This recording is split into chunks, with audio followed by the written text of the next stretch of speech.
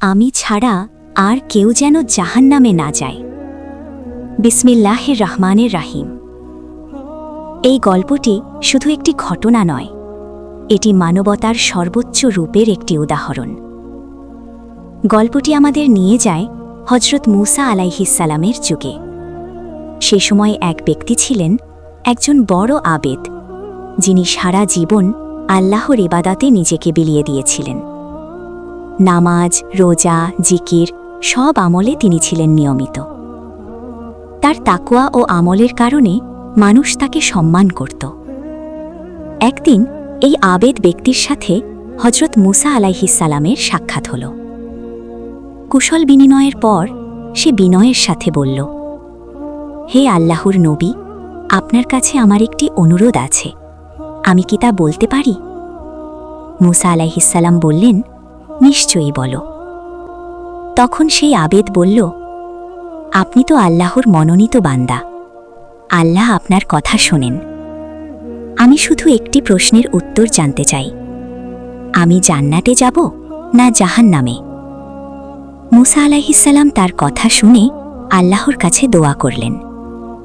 আল্লাহ রাব্বুল আলামিন ওহির মাধ্যমে জানালেন, হে মুসা, এই লোকটি জাহান্নামে। আমি তার স্থান নির্ধারণ করেছি জাহান্নামের প্রজ্বলিত আগুনে।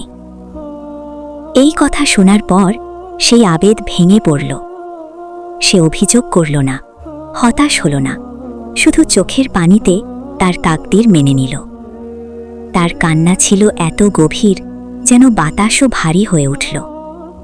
কিছুক্ষণ পর সে নিজেকে সামলে নিয়ে বলল, যখন আল্লাহ আমাকে জাহান্নামে বানিয়েছেন, তখন কেউই আমাকে রক্ষা করতে পারবে না, কারণ আল্লাহর ইচ্ছার বিরুদ্ধে দাঁড়ানোর শক্তি কারও নেই।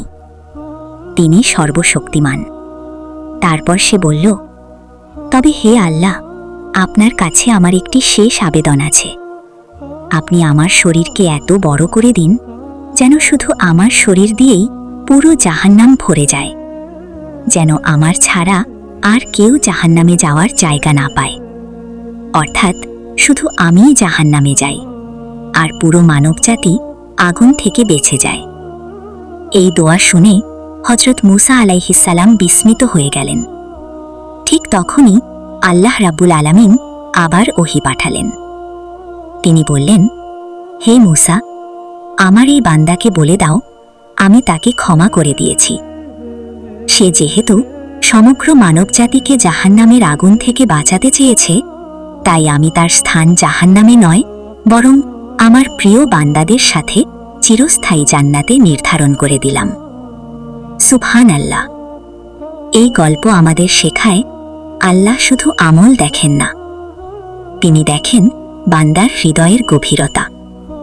হয়তো আমাদের আমল কম, কিন্তু যদি নিয়ত হয় খাঁটি আর দয়া হয় নিঃস্বার্থ, তবে আল্লাহর রহমত সব কিছুকে ছাড়িয়ে যায়।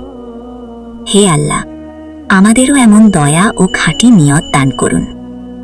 আমিন।